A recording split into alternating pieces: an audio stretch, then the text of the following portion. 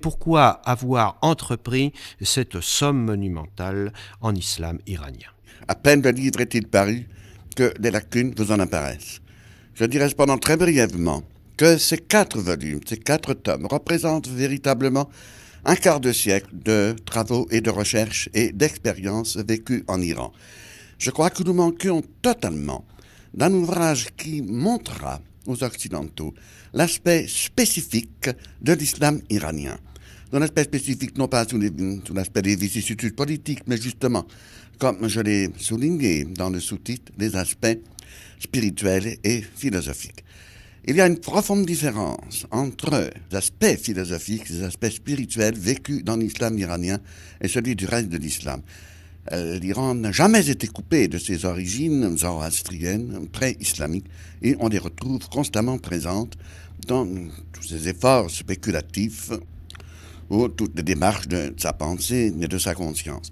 En très gros, le contenu de chaque volume indique tout le champ que j'ai essayé de couvrir. C'est une sorte de somme que j'ai esquissée, me rendant bien compte qu'elle devrait être complétée par, évidemment, un nombre encore illimité d'autres volumes. Le premier tome est entièrement consacré au chiisme duodécimain. Je crois que c'est une des choses qui jusqu'ici étaient les plus mal connues en Occident. Interroger un occidental instruit et cultivé sur ce que c'est que le chiisme, sa réponse sera très vague. J'ai bien essayé de montrer ce qu'il y avait de spécifique et dans quelle mesure aussi les préoccupations chiites, la conception de l'imam, l'imamologie chiite, recroisaient l'histoire du christianisme, l'histoire de la théologie chrétienne. Le second tome est consacré tout entier à un phénomène spirituel tout à fait caractéristique et fondamental de la culture spirituelle de l'Iran. Il porte en sous-titre Sohravardi et les platoniciens de Perse.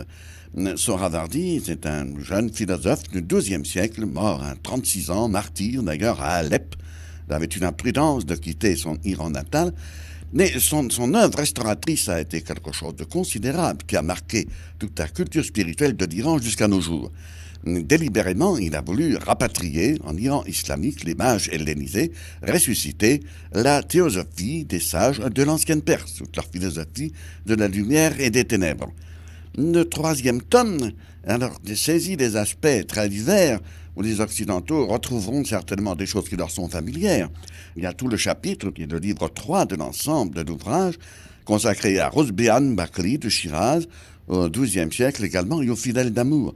Je crois que là, tous ceux qui ont étudié Dante et toute la notion de l'amour courtois chez nous, au Moyen-Âge, certainement trouveront là, pour la première fois, dit avec beaucoup d'audace, des thèmes qui leur sont familiers et dont il serait utile, je crois, que nous prenions conscience de ce que nous avons en commun avec toute cette épopée mystique, chevaleresque de l'Iran du XIIe siècle et la nôtre.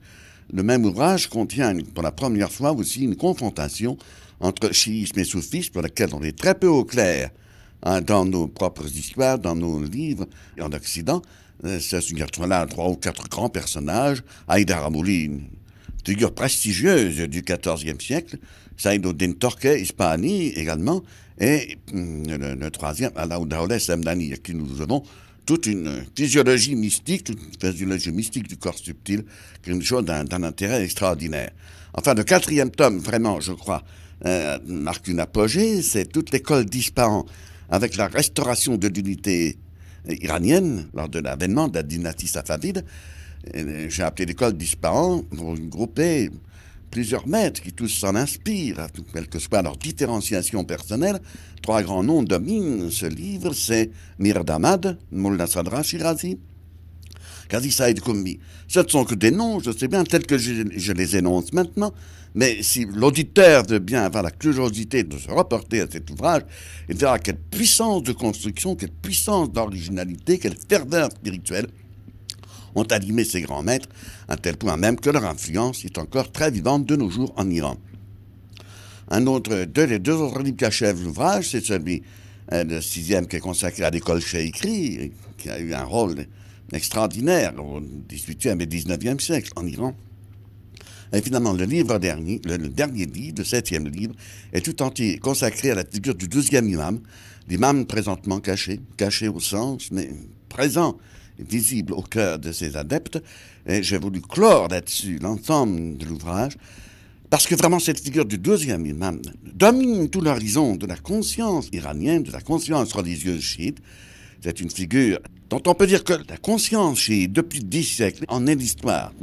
Depuis 10 siècles, cette figure est présente au cœur de ses fidèles. Elle alimente tous ses espoirs, elle les soutient dans tous les moments de détresse. Et véritablement, elle confirme que l'orientation philosophique et mystique et religieuse de la conscience iranienne est restée depuis déjà avant l'islam une conscience essentiellement eschatologique.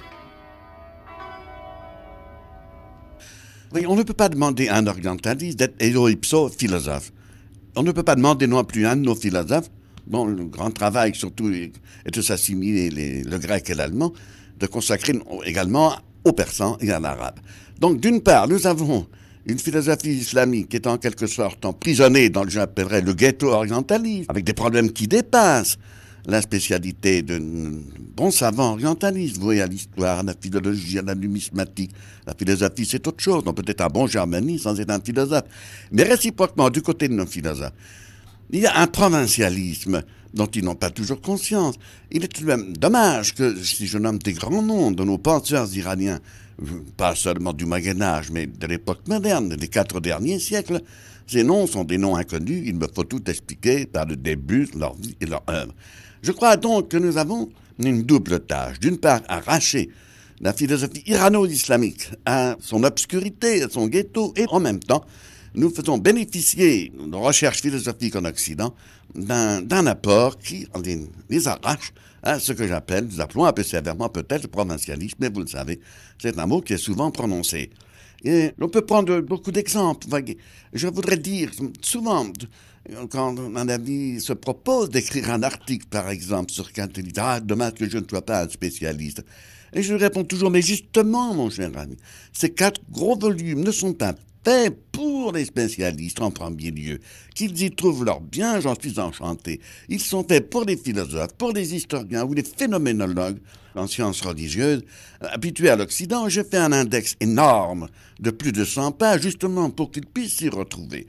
Mon grand désir est donc que ces 4 volumes soient l'occasion de saisir le recroisement entre les préoccupations de toujours et les préoccupations actuelles de notre philosophie et celles de la philosophie irano-islamique. Je pourrais prendre quelques exemples très brefs. Aujourd'hui, nous sommes dépassés, absorbés par tous les problèmes de l'herméneutique, dont l'origine est théologique. Nous avons exactement les mêmes problèmes dans la philosophie irano-islamique parce que toutes les religions du livre se sont trouvées posées devant le même problème. C'est un exemple entre beaucoup. Je l'ai développé très largement dans mon premier tome.